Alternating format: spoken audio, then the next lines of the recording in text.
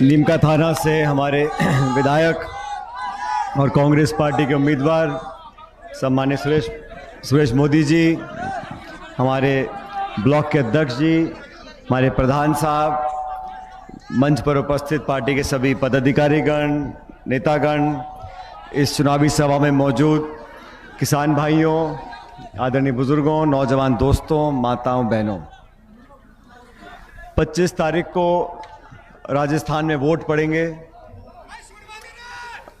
आवाज आ रही है पीछे? थोड़ी बढ़ा दे आवाज बढ़ा दे। मेरा गला बैठा हुआ है। 25 तारीख को राजस्थान में विधानसभा के चुनाव हैं और पूरे प्रदेश में मैं ऐसा मानता हूं कि कांग्रेस की स्थिति बहुत मजबूत है। आज से 5 साल पहले चुनाव हुए थे और सुरेश मोदी जी को आप सबके आशीर्वाद से कांग्रेस पार्टी ने टिकट दिया। पिछली बार में मैं आपके बीच में आया था और सुरेश जी के लिए हमने वोट मांगे और बहुत से लोगों ने बहुत सी बातें बोली, लेकिन एक ऐसा व्यक्ति जिसका परिवार समर्पित रहा पार्टी के लिए, क्षेत्र के लिए, एक बेदाग छवि, उनको टिकट देने के बाद आप लोगों ने जिताकर 5 साल के लिए विधायक बनाया, हमारी सरकार बनी और 5 साल तक हम लोगों ने विधानसभा में इनका काम भी देखा। मैं इतना बोल सकता हूं आपको कि सुरेश मोदी जी अपनी बात के पक्के हैं।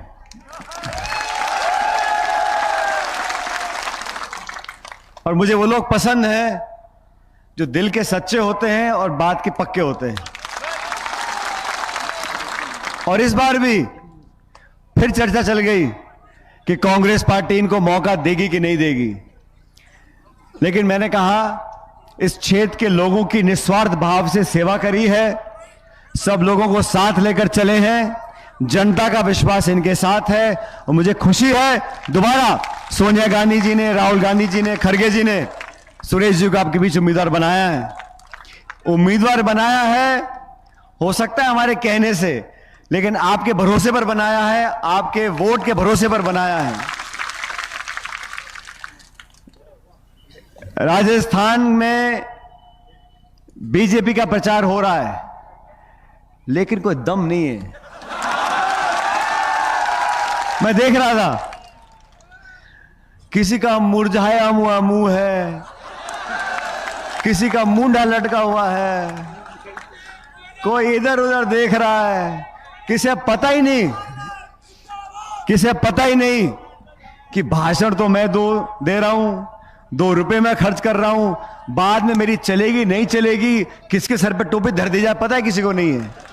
तो बीजेपी में जो प्रचार हो रहा है वो ले दे के 2-3 बातों का हो रहा है।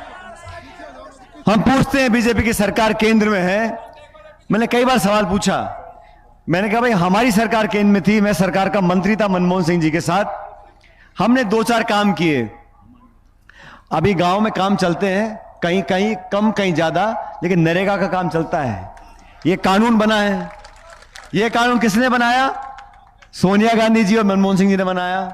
मैं उस सरकार का मंत्री था। 70,000 करोड़ रुपया उस समय बिना मांगे छोटे किसानों का ऋण माफ किया पूरे देश में, मनमोहन सिंह जी ने किया। खाद्य सुरक्षा, खाने का एक अधिकार हमारी सरकार लेकर आई।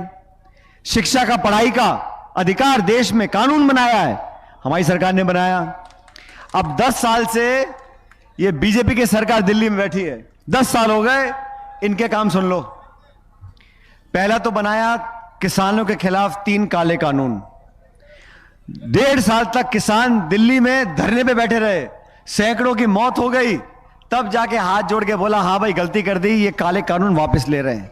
ये चाहते थे देश की सब मंडियों को बंद कर दो, देश का सारा अनाज का व्यापार चंद लोगों के हाथ में दे दो। अब हम फसल बेचने जाते हैं, कांटा लगता है, सरकार खरीद करती है, हमें भरोसा है फसल की खरीद होगी। अब अगर कोई निजी हाथों में चली गई तो आप जानते हो जब खरीदेंगे दाना मोटा है, काला पड़ गया, टूट गया और पूरी व्यवस्था चंद लोगों के हाथ में चली जाएगी, तो आप सोचो 2/3 देश का जो किसान है, जो आबादी किसानी करती है, उनका क्या होता। यह काम बीजेपी ने सरकार दिल्ली में किया, फिर नोटबंदी कर दी, फिर जीएसटी लागू कर दिया। और आज सबसे दुखद बात यह साथियों, इस देश में जो खाई है अमीर और गरीब की, वो इतनी बड़ी हो गई है, चंद लोगों के हाथ में इतनी संपत्ति हो गई है। देश की तमाम, हमारी जो इस देश की धरोहर है, इस देश की संपत्ति आपकी संपत्ति है, हवाई अड्डे, रेलवे लाइन, तेल के खजान, बिजली घर, बंदरगाह, सारे औने पौने दाम में 2-4 लोगों को बेच दिए। अब सवाल यह है कि जो गरीब इंसान है, अच्छा अभी कहते हैं 80 करोड़ लोगों को सस्ता भोजन देंगे, वो तो रेवड़ी नहीं है। और हम कैसे, अब गरीब डॉक्टर यहां पे इसको पेंशन देनी है, या किसी बुजुर्ग महिला को पेंशन बांधनी है, छात्रवृत्ति देनी है, या बच्चों को पढ़ाई के लैपटॉप देना है, तो कैसे आप ये फिजूल खर्ची कर रहे हो आप लोग। मतलब आप लाखों करोड़ रुपया चंद उद्योगपतियों का माफ कर दो ऋण, वो तो फिजूल खर्ची नहीं है। लेकिन गरीब परिवार के लोगों को मकान, कुछ पैसा, पढ़ाई के लिए शिक्षा, कुछ छात्रवृत्ति दे दो, तो उनको पीड़ा होती है, उनको परेशानी होती है कि ये सारा पैसा आप गरीबों में क्यों बांट रहे हो। और राहुल गांधी जी ठीक कहा, परसों वो हनुमानगढ़ में थे, उन्होंने कहा भाई हमारी सरकारें आएंगी तो बजाय 2, 4, 5 लोगों की सेवा करने के, हम 120 करोड़ देश के लोगों को चाहेंगे, संपत्ति आपकी, आप संभालो इसको। किसानों को आपने वादा किया था कि आमदनी दुगनी कर देंगे। इतने किसान बैठे, मैं आपसे पूछना चाहता हूं, आप में से किसी की आमदनी दुगनी हुई है क्या? अरे दुगनी नहीं तो कोई बात नहीं, लेकिन बीज का, तेल का, पानी का, खाद का क्या दाम है? और खाद मिलती कहीं नहीं, काला बाजारी ऊपर से होती है। तो ये सोच वाली जो पार्टी है, इसका आकलन करना है। एक हमारी पार्टी है, 130 साल पुरानी है। मैं हमेशा कहता हूं, नीति, नियत और नेतृत्व, यह पार्टी को देख लो, आप समझ जाओगे किस में हमारी भलाई है। 25 तारीख को वोट पड़ेंगे। अच्छा सुरेश जी भी क्या है, थोड़ा घबरा जाते हैं। कहाँ इनका बेटा कहाँ है? यही खड़ा हूं। कहाँ है बेटा इनका? आपका बेटा कहाँ है? कहाँ है सुमित? ये कम घबराता है। सुरेश जी का तो ब्लड प्रेशर ऊपर नीचे, हांफना, ये वो। तो मैंने कहा आप किस लिए घबरा रहे हो? अरे साहब वहां उसकी मीटिंग हो गई नीम का थाना में, वो फलाना बीजेपी का नेता आ गया, वो भाषण दे गया, वो खड़ा हो गया, ये बोल दिया।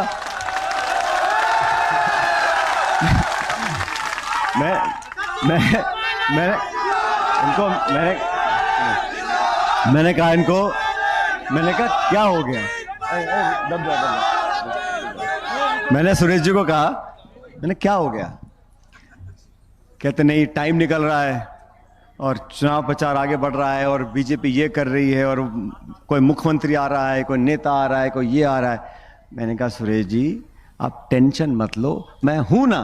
मैंने कहा मैं आ जाऊंगा, हम वोट मांगने जाएंगे। और मैं जानता हूं इस क्षेत्र के लोग बड़े स्वाभिमानी लोग हैं, आत्मसम्मान करना जानते हैं, रिश्ता निभाना जानते हैं। और मैंने कहा सुरेश मोदी जी मैं भी रिश्ता निभाना जानता हूं। तो इसलिए मैंने कहा अभी 25 तारीख में बहुत समय है, और भी जगह जाना है। आज मैं सुबह किशनगढ़, अजमेर, नसीराबाद में था, फिर मैं अलवर गया, अब यहाँ पर आया हूँ, वापस जाऊँगा। लेकिन मेरा आपसे निवेदन है, मैं गाड़ी में पूछ रहा था चलते चलते, मैंने भाई कौन कौन खड़ा हो रहा है?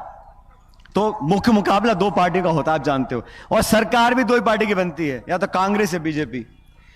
और बाकी लोग भी इधर उधर कोशिश करते रहते हैं, लेकिन कोई पार पड़ती नहीं है। इसलिए अपना वोट खराब नहीं करना है। वोट वहां दो जहां उसकी कीमत हो, और वोट की कीमत पेटी के अंदर है। हम ताली बजा दें, नारे दे दें और फोन पे हाँ सुरेश जी आपके साथ हैं, ऐसा नहीं। 25 तारीख को आपको हाथ का बटन दबाना है, पंजे का निशान है। कांग्रेस पार्टी को वोट देकर जिताओ।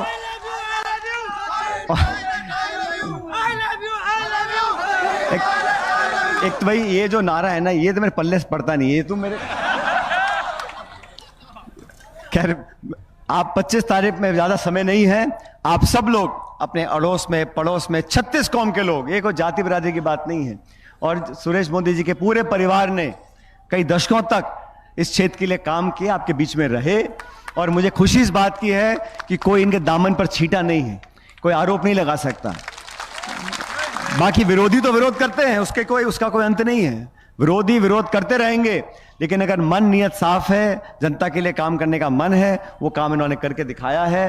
मैं तो आप सब, बहुत से नौजवान खड़े हैं यहां पर, मैं आपको बोलना चाहता हूं, उम्मीदवार एक होता है, उसकी ताकत पार्टी का सिंबल है, लेकिन उसकी असली ताकत नौजवानों का जोश है। आप ये जोश आज दिखा रहे हो, ये 25 तारीख तक बरकरार रखो। और मैं चाहता हूं, उम्मीद करता हूं, जब राजस्थान विधानसभा का अगला सत्र होगा तो सुरेश मोदी जी और हम दोनों इकट्ठे विधानसभा जाएंगे आप लोगों की बात रखने के लिए। नीमका थाना के लिए जो भी कुछ करना होगा, मैं भी इनका पूरा समर्थन करूंगा। आप लोगों से मेरा यह आग्रह है कि सभी जाति, बिरादरी, धर्म, समुदाय, कांग्रेस पार्टी सबकी है, इसमें अगड़े, पिछड़े, अल्पसंख्यक, बहुसंख्यक, नौजवान, बुजुर्ग, महिला, सब कौमों को साथ लेकर चलते 135 साल पुरानी पार्टी है। इसलिए आप पार्टी का जो हमारा विजन है, जो पार्टी की सोच है, जो आने 5 साल में हम लोग करेंगे, प्रियंका गांधी यहां पे आ रही हैं, राहुल जी आ रहे हैं, और हम लोगों का नेतृत्व ऐसा है जो सबको पसंद आता है। अब भारतीय जनता पार्टी का तो अभी मैं वहां गया था, कौन सी विधानसभा थी, तिजारा, वहां पे सांसद महोदय को एमएलए का टिकट ला। एक तो बीजेपी ने आधा दर्जन सांसदों को विधायक का टिकट पकड़ा दिया। उनके चेहरे देखो आप, उनको पता ही नहीं उनको टिकट मिल रहा है, टीवी पे आ रहा है, फलां सांसद वहां से लड़ेगा, ओ भाटे चल रहे हैं, खूब चल, जबरदस्ती थोपा जा रहा है। इसलिए आप लोग उस पार्टी, उस सोच, उस विचारधारा, उस उम्मीदवार का समर्थन करो जो आपके दुख सुख का भागीदार रहे। और मैं विशेष रूप से आज सुरेश मोदी जी के लिए वोट मांगने आया हूं, इसलिए जैसे मैंने कहा, बात के पक्के, और मैं भी चाहता हूं कि आप लोग भी अपनी बातें पक्के रहो।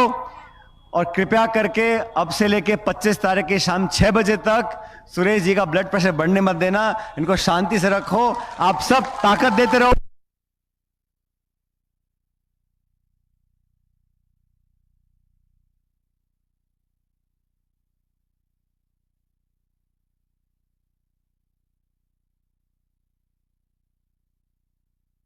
सब लोगों को, और हम सब के साथ यहां भोजन करेंगे जीतने के बाद, कि नारा देना जोर से, कांग्रेस पार्टी, कांग्रेस पार्टी। वो खड़े हाथ बांध के पीछे, सड़क के पीछे, आपको भी बोलना है भाई, जोरदार नारा देना, आखिरी नारा, तीसरा, जबरदस्त, कांग्रेस पार्टी। बहुत बहुत धन्यवाद। राम राम सा।